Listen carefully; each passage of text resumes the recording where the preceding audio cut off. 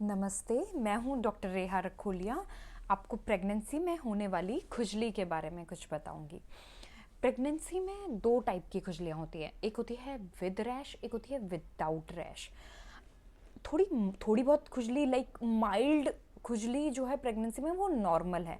वो क्यों होती है? बिकॉज ऑफ स्ट्रेचिंग, कि आपका स्ट्रेच होता है पेट या फिर ब्रेस्ट या थाइस, उसकी वजह से होती है। या फिर आपका because of hormonal changes dryness आ जाती है ना, तो उसकी वजह से खुजली होती है। और अब जो विदाउट रैश वाली खुजली है उसमें आता है ऑब्स्टेट्रिक कोलिस्टेसिस, मतलब प्रेगनेंसी का पीलिया। इस वाले पार्ट में हम सिर्फ विदाउट रैश वाली खुजली के बारे में ही बात करेंगे, ऑब्स्टेट्रिक कोलिस्टेसिस के बारे में। अब क्या होता है, जो लिवर होता है वो आपका बाइल बना के आपका उसको गॉल ब्लैडर में स्टोर करता है, जो पित्त की थैली होती है उसमें स्टोर करता है।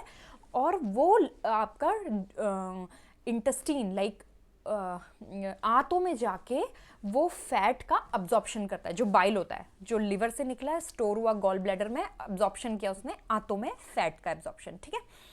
लेकिन क्या होता है इसमें, क्या होता है ऑब्स्टेट्रिक कोलिस्टेसिस में, आपका वो लिवर से नीचे नहीं आ पाता है, तो वो बैकफ्लो, रिवर्स बैकफ्लो हो जाता है आपका ब्लड में। उसकी वजह से हमारे ब्लड में बाइल सॉल्ट्स, बाइल एसिड्स, ये सब अकुमुलेट हो जाते हैं, इवन लिवर एंजाइम भी बढ़ जाते हैं। उसकी वजह से हमें खुजली होती है, ठीक है। अब ये इसके रिस्क फैक्टर क्या है? इसके रिस्क फैक्टर, पहला रिस्क फैक्टर है आपका कि पहली प्रेगनेंसी में भी उस फीमेल को ऐसे ही सिम्टम आए थे, ऐसे ही खुजली हुई थी और उसको ऑब्स्टेट्रिक कोलिस्टेसिस था पहली प्रेगनेंसी में भी, मतलब प्रीवियस प्रेगनेंसी में भी ऐसा था। तो अब उसके नेक्स्ट प्रेगनेंसी, जो अभी प्रेजेंटली प्रेगनेंसी है, उसमें भी बहुत चांसेस हैं ऐसा होने के। 70 to 85% चांसेस होते हैं ऐसा होने के। या फिर उसकी फैमिली में ये हिस्ट्री है, ऐसा होने की फैमिली में हिस्ट्री है।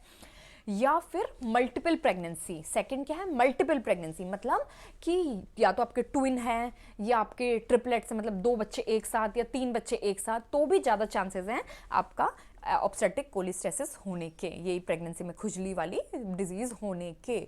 या फिर आपकी क्रोनिक हेपेटाइटिस सी है, उसको क्रोनिक हेपेटाइटिस सी में आपका 20 टाइम्स ज़्यादा चांसेस होते हैं ये होने के। या फिर आपका उसके गॉल ब्लैडर में यानी पित्त की थैली में स्टोन हो गया हो, पित्त की थैली में अगर स्टोन है तो भी उसके चांसेस बढ़ जाते हैं। या फिर आपका उसका पहले से ही लिवर डैमेज हुआ हो। ये सब चीज़ें आपका बढ़ा देती हैं एक इंसान को, ये ऑब्स्टेट्रिक कोलिस्टेसिस होने के चांसेस बढ़ा देती हैं एक इंसान में। और अब हम बताएंगे साइंस एंड सिम्टम्स, कैसे प्रेजेंट करेगा वो आपको। उसका क्या होगा, एक तो खुजली होगी, और सबसे ज़्यादा खुजली कहाँ पे होगी? पाम्स एंड सोल में सबसे ज़्यादा खुजली होगी, पाम्स एंड सोल्स में।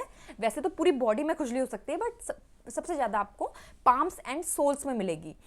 और नाइट टाइम पे ये खुजली बढ़ जाती है, रात को ये तभी बहुत दिक्कत करता है लाइक प्रेग्नेंट पेशेंट को। कभी कभी स्लीप डिप्राइव्ड हो जाती है पेशेंट, स्लीप डिप्राइव मतलब उसको नींद नहीं आती है रात को, इतनी खुजली हो जाती है कि उसको रात को नींद ही नहीं आती है। दूसरा क्या करेगा ये, पेल स्टूल्स पेल हो जाएंगे, आपका यूरिन जो होगी डार्क येलो हो जाएगी। और आपका मलेज मतलब इलनेस की फीलिंग आती है कि मैं तो बीमार हूँ, ऐसी फीलिंग आती है। और आपका और स्टेटोरिया हो जाएगा, जो आपका लाइक मैंने बताया आपको फैट डाइजेशन, ये बाइल का काम होता है फैट को डाइजेस्ट करना फूड से। तो फैट डाइजेशन नहीं हो पाएगा तो फैट कहाँ निकल जाएगा? आपका पॉटी में, और लैट्रिन में आपका वो चिपकने लगेगी, जो लैट्रिन होगी आपकी वो चिपकने लगेगी। तो ये स्टेटोरिया हो गया है। आपकी आंखें पीली हो जाएंगी, आपकी पूरी कभी कभी जो होता है प्रेग्नेंट वुमेन में पूरा पीली हो जाती है, वो आंखें पीली हो जाएंगी, पूरा पीली हो जाएगी, पीलिया है ना। अब क्या होता है इफेक्ट ऑन प्रेगनेंसी में क्या होता है, इसमें ब्लीडिंग टेंडेंसी बढ़ जाती है, लाइक पीपीएच होने की टेंडेंसी बढ़ जाती है। स्लीप डिप्राइव्ड होती है पेशेंट, मतलब उसको नींद ढंग से नहीं आ रही होती है। क्यों नींद नहीं आ रही होती है? बिकॉज खुजली लग रही है, उसको खुजली लग रही है रात में, इसलिए उसको नींद ढंग से नहीं आ रही होती है। अब क्या होता है फीटस में, क्या इसके इफेक्ट है? फीटस में आपका पहली बात, इसमें आपका फीटस में क्या होता है ना, सडन कार्डियक अरेस्ट हो सकता है फीटस में, फीटल कार्डियक अरेस्ट, ठीक है। क्यों? क्योंकि बोलते हैं कि बाइल एसिड जो होता है, मतलब एक थ्योरी दी गई है कि बाइल एसिड जो होता है आपका बच्चे के मायोसाइट्स में, मायोसाइट्स मतलब आपका कार्डियक मतलब हार्ट की जो मसल है उसमें जमा हो गए, इसीलिए उसको सडन कार्डियक अरेस्ट पड़ गया। तो इसमें क्या होता है, सडन डेथ हो जाती है। ये बहुत एक गायनेकोलॉजिस्ट के लिए बहुत मतलब पेनफुल चीज़ है कि पेशेंट आता है वो बिल्कुल ठीक होता है उस दिन, और नेक्स्ट डे देखो सडन कार्डिक मतलब सडन बच्चे का डेथ हो जाता है, सडन आईयूडी इंट्रायूट्राइन डेथ, बच्चे का अंदर ही अंदर बच्चा मर जाता है। It's a very painful thing to experience.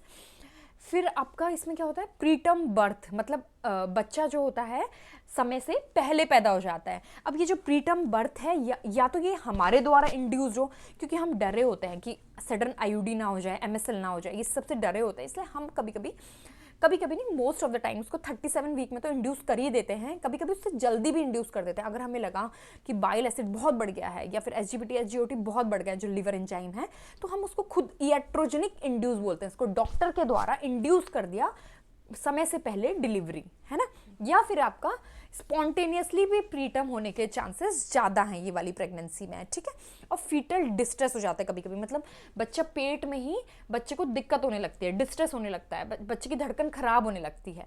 Respiratory distress syndrome, बच्चा पैदा होने के बाद आपका सांस ढंग से नहीं ले पाता, एनआईसीयू एडमिशन बढ़ जाते हैं, लाइक बच्चे को एनआईसीयू में आपका डालना पड़ेगा। NICU is neonatal intensive care unit, जहाँ मतलब इंटेंसिव केयर यूनिट आईसीयू बोलते हैं ना, बच्चों के आईसीयू को एनआईसीयू बोला जाता है। बच्चे की ग्रोथ रिटार्डेशन, बच्चा जितना होना चाहिए उससे छोटा ग्रोथ रिटार्डेशन हो जाती है। सडन आईयूडी तो मैंने आपको बता ही दिया कि सडनली बच्चा मर जाएगा, ये हो जाता है। और म्यूकोनियम स्टेन्ड लाइकर, मतलब बच्चा पॉटी कर देता है। अब बच्चे का पॉटी करना is a sign for fetal distress, मतलब बच्चा डिस्ट्रेस में है, ठीक है, बच्चे को दिक्कत हो रही है, कभी कभी वो पी जाता है बच्चा, तो बहुत दिक्कतें हो जाती हैं। ये है आपका इफेक्ट ऑन फीटस। इस इन्वेस्टिगेशन के बारे में हम अब जानेंगे।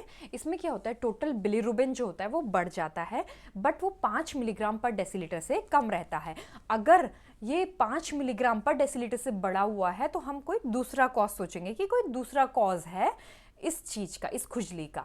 और एसजीपीटी एसजीओटी भी बढ़ जाते हैं, ये लिवर फंक्शन टेस्ट के, ये लिवर के एंजाइम है एसजीपीटी एसजीओटी, ये भी बढ़ जाते हैं, बट ये 250 यूनिट पर लीटर से कम रहते हैं।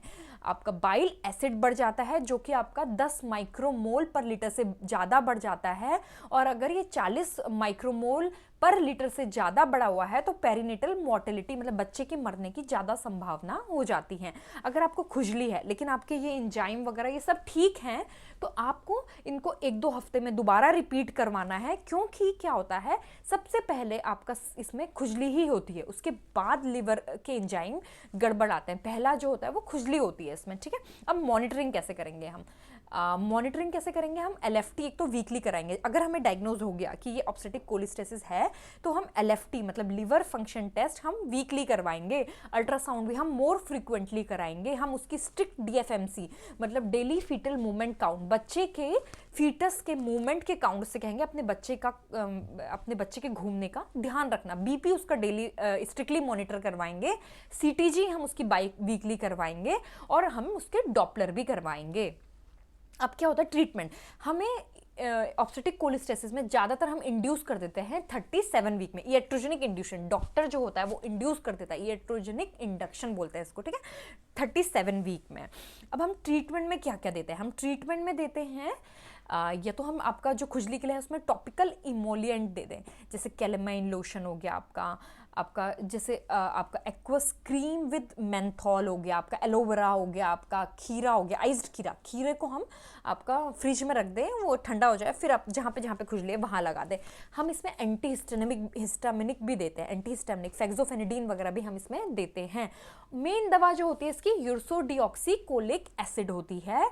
और क्या होता है ना, इसमें फैट का माल अब्जॉर्प्शन है, तो आपका विटामिन के जो कि फैट सॉल्युबल विटामिन है उसका भी इसमें दिक्कत आती है एब्जॉर्ब होने में, इसलिए हम आपका विटामिन के भी इसमें देते हैं, आइदर इन इंजेक्टेबल फॉर्म और इन ओरल फॉर्म भी देते हैं। हम इसमें डाइट में क्या करते हैं, फ्रूट्स वेजिटेबल बढ़ा देते हैं। हम इसमें आपका और ड्रिंक उनसे कहते हैं कि खूब सारा पानी पियो, पानी ज़्यादा पीना होता है। Sugary refined highly refined food, आपका सोया प्रोडक्ट, प्रोसेस्ड मीट, ये सब अवॉइड करना है आपको। शुगरी बहुत ज़्यादा शुगरी फूड्स और ये सब फुल फैट डेयरी प्रोडक्ट, ये सब आपको अवॉइड करना है। फुल फैट डेयरी प्रोडक्ट भी आपको नहीं लेना है। और हम फिर फॉलो अप कैसे करेंगे? फॉलो अप कैसे करेंगे हम?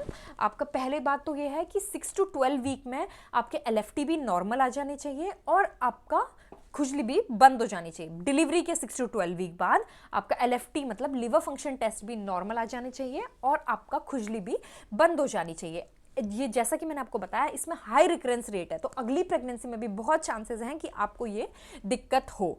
अब कॉन्ट्रासेप्शन इसमें ना जिस भी कॉन्ट्रासेप्टिव चॉइस में आपका ईस्ट्रोजन हो उसको अवॉइड करना है, लाइक OCPs, इन सबको अवॉइड करना है, ठीक है। और जो बच्चा जब पैदा होता है तो उसको 1 मिलीग्राम इसमें विटामिन K का इंजेक्शन लगता है, विटामिन K का इंजेक्शन। नमस्ते।